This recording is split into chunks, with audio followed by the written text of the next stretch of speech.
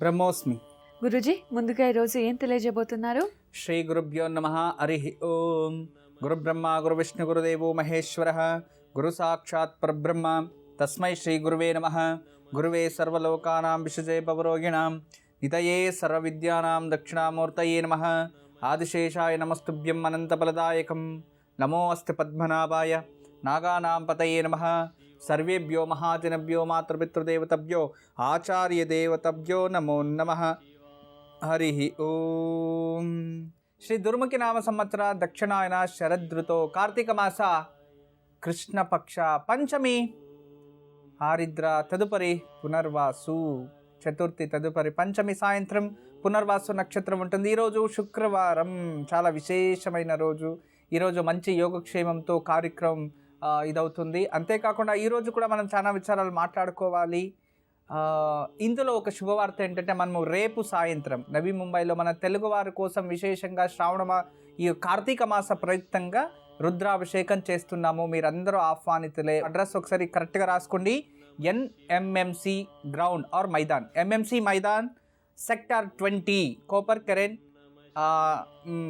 JICA hotel, behind Jaika hotel. అంటే Jaika hotel వెనుకున్నది ఈ ఒక మైదానము, నవీ ముంబై ఇక్కడ ఉంటుంది. మీరందరూ ఆహ్వానితులే. మనము ముంబైలో ఎన్నో సంవత్సరాల నుంచి తెలుగువారు చాలామంది ఉన్నారు. వాళ్ళందరూ యోగక్షేమం కోసం ఇచ్చేస్తున్నాము. మీరందరూ కూడా రావచ్చు. ఇది ఈ ఒక విశేషమైన సందేశం. గురుజీ, మరి ఈరోజు మొదటి కాలర్ లైన్లో ఉన్నారు. ఒక్కవరం నుంచి ఈశ్వరి కాలర్, వారితో మాట్లాడదాం. హలో. హలో, నమస్కారం అండి ఈశ్వరి గారు. నమస్కారం అండి. నమస్కారం అండి. ఎవరి గురించి తెలుసుకోవాలనుకుంటున్నారు? నా గురించేనండి. తప్పకుండా అండి. మీ నక్షత్రం చెప్పండి. నా నక్షత్రం లేదండి. సుమారు ఎంత వయసు ఉండొచ్చు? 27 అండి. సరేనండి, మాట్లాడండి గురుజీతో. నమస్తే అమ్మా. నమస్కారం అండి గురూజీ గారు. నమస్తే తల్లి. అంటే మాకు సంతానం లేదండి. 10 సంవత్సరాలు అయ్యింది. 10 సంవత్సరాలు అయిందా? అన్ని మందులు అయ్యో అన్ని చేయించామండి. అయినా ఏం అవ్వలేదు. మా అక్కకు కూడా లేరండి. అక్కకు లేదు, మీకు లేదు. అవునండి. నాన్నకి ఎంతమంది సంతానం? నాన్నకు ముగ్గురు ఆడపిల్లలేనా? మా అన్నయ్యకి 2 బాబులు అండి. ఓ, ఒక అన్నయ్య, 2 ఆడపిల్లలు ఉన్నారు. అవునండి. సరే అమ్మా. ఇప్పుడు డాక్టర్లు ఏం చెప్పారు? అంటే నాకు థైరాయిడ్ వచ్చిందండి. సరే. షుగర్ కూడా వచ్చింది. ఏంటి? షుగర్. సరే. ఈ రెండుకి నీకు పిల్లలు ఎవరు అని నువ్వు ఐవీఎఫ్ చేసుకోవాలని చెప్పారా? అవునండి. మరి ఇంకేం ప్రాబ్లం లేదా? మా ఆయనకి కొంచెం కణాలు స్పెర్మ్ కౌంట్ తగ్గిందని చెప్పారండి. పోనీలేండి, డాక్టర్ల దగ్గరికి వెళ్తే ఇంకేమో చెప్పాలి కదా. దానికి ఏదో మెడిసిన్ ఇస్తారు, డెవలప్మెంట్ అవుతాయి, అదేం ప్రాబ్లం లేదు. కానీ ఆ మెడిసిన్స్ తీసుకున్నా కూడా డెవలప్మెంట్ కాలేదా? మరి అందుకేనేమో ఐవీఎఫ్ చేయమన్నారండి. ఐవీఎఫ్ చేయడానికి ఎంత డబ్బులు కట్టారు? ఎక్కడొక్క 4 లక్షలు అయిపోయిందండి. 4 లక్షలు? మీరంతా సంపాదించేసిందా తీసుకెళ్ళి లక్షల ఇచ్చేస్తూ ఉంటే ఎలా తల్లి? ఏదైనా ఇస్తారో డబ్బు కాసపడి కక్కపడి ఇలాంటి పని జరిగిండచ్చు. లేదో నా అతనికి తెలీదు అన్నా కూడా చూడండి, శుభ శకునాల్లో నిజంగా ఈ శకున శాస్త్రం అనేది కూడా ఒక శాస్త్రమే. ఎప్పుడు కూడా భోజనం తినేటప్పుడు సగంలో వదిలేసి వెళ్తే పైన ఇంటి నుంచి బయటకు వెళ్తేనే అనర్థం ఏదైనా జరుగుతుంది. ఇది చాలా జాగ్రత్తగా గ్రహించాలి. తర్వాత భర్త బయటకు వెళ్ళంగానే ఇంట్లో ఉన్న భార్య చీపురు తీసుకొని చెత్తూడిస్తే పైన పని అస్సలు జరగదు. ఇది 2వ పాయింట్ రాసి పెట్టుకోండి. తర్వాత మనం బయట వెళ్ళగానే ఎవరైనా ఈ ఒక ఏంటది ఖాళీ బిందుగా, ఖాళీ కుండ అలాంటిది ఏదైనా మనకు ఆపోజిట్ అలా తీసుకురావడం, ఖాళీ బకెట్ తీసుకురావడం, చీపురు కట్టబట్టుకొని ఏదో తీసుకురావడం ఎదురుగా, ఇలాంటిది ఏదైనా వస్తే ఆ పని అస్సలు జరగదు.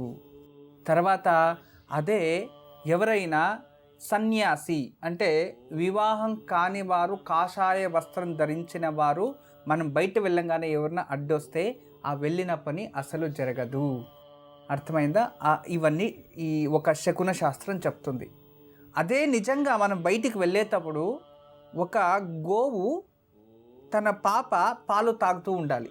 ఆ దృశ్యం కనబడిందంటే అది ఎలాంటి పనైనా అది జరుగుతుంది అని. తర్వాత దారిలో వెళ్తూ ఉంటే ఏదైనా ముంగసి అంటాం కదా, ముంగిస, ఈ పాముకి శత్రు అంటాం కదా, అదేదైనా అడ్డొచ్చిందంటే ఆ పని జరుగుతుంది అని అర్థం. తర్వాత బయటికి వెళ్ళేటప్పుడు మన కుక్క మన ముఖం చూసి మరుగుతూ ఉండడం, అంటే అరుస్తూ కంటిన్యూస్గా అరుస్తూ ఉంటే వెళ్ళిన పని వేస్ట్ అవ్వదు, అక్కడ గొడవలు జరుగుతాయి, ఏదో అపశకునం ఉంది అని. ఇవన్నీ కూడా శకున శాస్త్రంలో ఉన్నాయి. ముందటి రోజుల్లో ఇలాంటివి నేను కొన్ని తెలియచేస్తాను. ఎందుకంటే మనము ఇంటి నుంచి బయటికి వెళ్ళేటప్పుడు భగవంతుని నామస్మరణ చేస్తూ కుడికాలు పెట్టి బయటికి వెళ్ళాలి. ఎందుకంటే మళ్ళీ శుభంగా ఇంటికి తిరిగి రావాలి అనే ఒక సంకల్పం. వెళ్ళేటప్పుడు కూడా ఎప్పుడు కూడా పాతకాలంలో ఇంటికి ఎవరన్నా బయటికి వెళ్తే నిజంగా కొంచెం బెల్లం నోట్లో వేసుకొని వెళ్ళేవారంట. ఎందుకంటే అది వెళ్ళే పని కూడా మంచిగా జరగాలి. తర్వాత ఇంటికి వచ్చిన తర్వాత రుణం, అది బెల్లంలో ఉప్పు ఉంటుందంట, ఆ రుణం కోసమన్నా మళ్ళీ ఇంటికి తిరిగి వస్తాడు అనే ఒక నమ్మకం. నిజంగా ఇది చాలా అద్భుతమైనది, చాలా విశేషం అది. తర్వాత ఎవరైనా ఒక కొత్త వ్యక్తులతో మనం కలిసినప్పుడు మనం ఏం చేస్తాము, తీయని ప్రసాదం వేసుకుంటాము, తీయపు ప్రసాదం. ఎందుకంటే ఇక తీయగా ఉన్నాయి మన సంబంధాలు, గొప్పగా ఉన్నాయి అనే ఒక శుభ సందేశం. చాలా బాధేసింది. తర్వాత ఏదైనా కానీ చూడండి, పిల్లలు 5వ తరగతి చదివారు, 9వ తరగతి, వాళ్ళు 20 సంవత్సరాలు, పాపం వాళ్ళకి ఇంకా పెళ్ళి లేదు, ఈమెకు ఆరోగ్యం బాగలేదు, అతనికి ఆరోగ్యం బాగలేదు, ఎవరు సపోర్ట్ లేదు. తర్వాత రోజు 100-50 అలా ఇలా మెడిసిన్స్ అవి ఇవి తయారు చేసి అమ్ముకొని అద్దె కట్టుకోవాలి, బతకాలి. చూసారా, జీవితం అంటే మనము చాలామంది చెప్తూ ఉంటారు కదా, నా కష్టము అని. ఇలాంటి కష్టాలు ఎవరికి ఉంటాయి? పగవాడికి కూడా ఇలాంటి కష్టాలు వద్దు. వయసు వచ్చిన పిల్లలకు పెళ్లి చేయాలి, ఏం చేయాలి, అతను నెక్స్ట్ ఏం జరుగుతుంది?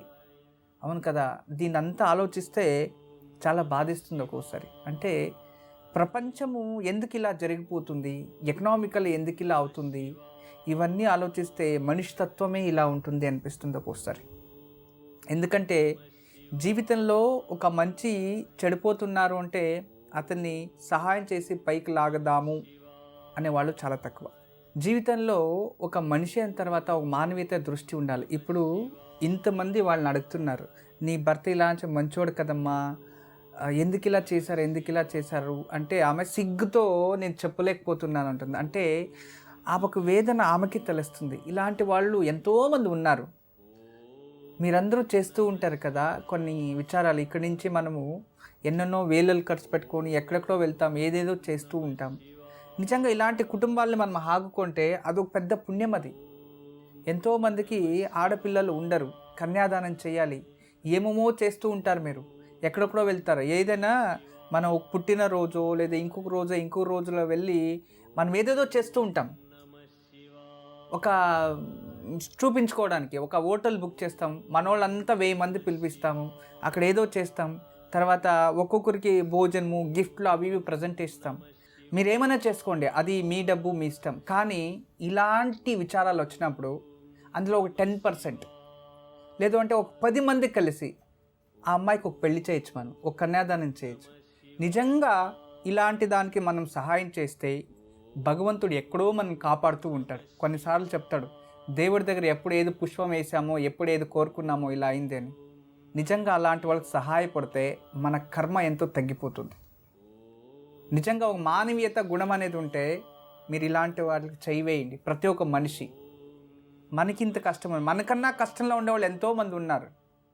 వాళ్ళు చూసి నేను బాగున్నాను అనుకోవాలి, మాలాంటి వాళ్ళు చూసి ఇంకో మనకు పైకి ఉన్న వాళ్ళు బాగుండాలి అనుకోవాలి. ప్రతి ఒక్క మనిషి ఇలా అనుకోవాలి. అలా జీవితం చేయడం వలన ఎంతో సుఖం ప్రాప్తిస్తుంది. అంటే కొంచెం ప్రశాంతత అనేది వస్తుంది. తర్వాత ఎంత ఖర్చు పెట్టినా మనకి తృప్తి అనిపించదు. అదే ఇలాంటి కుటుంబస్తులకి, ఇలాంటి కష్టాల్లో ఉండే వాళ్ళకి, ఒక మనిషికి ఆగుకున్నా, ఒక విద్యార్థికి స్కూల్ ఫీజు కట్టాలన్నా, ఏదో ఒక మంచి చేస్తే నిజంగా దాంట్లో వచ్చే తృప్తి ఇంకో జీవితంలో రాదు. ఒక జీవితాన్ని నిలబెట్టాలి, నలుగురు వెలుగుగా బతకాలి, కానీ ఇతరులకి చీకటి కాకూడదు అనేది ఇదే ఈరోజు సందేశం.